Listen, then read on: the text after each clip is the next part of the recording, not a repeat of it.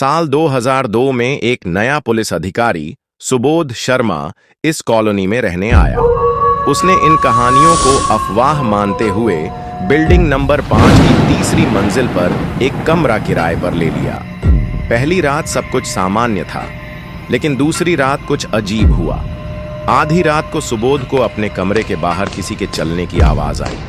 उसने दरवाजा खोला, लेकिन कोई नहीं था। जैसे ही वह वापस मुड़ा, उसके कमरे का शीशा अपने आप टूट गया।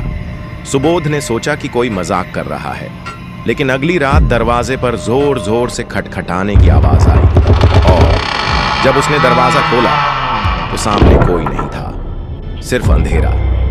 भूतिया महिला का साया। चौथी रात सुबोध ने अपने दोस्त और सहकर्मी अरुण को अपने साथ रुकने के लिए बुलाया।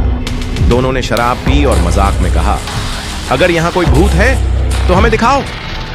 अचानक कमरे की लाइट जलने बुझने लगी। खिड़की के बाहर एक सफेद साड़ी पहने औरत खड़ी थी, लेकिन उसका चेहरा धुंधला था। अरुण ने जोर से चिल्लाया, कौन है तू?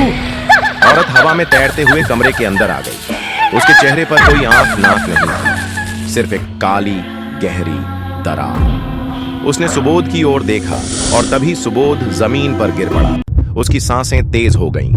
अरुण ने किसी तरह हिम्मत जुटाई और सुबोध को घसीटते हुए बाहर ले आया। जैसे ही वे बिल्डिंग से बाहर निकले, सब कुछ फिर से शांत हो गया। भयानक सच।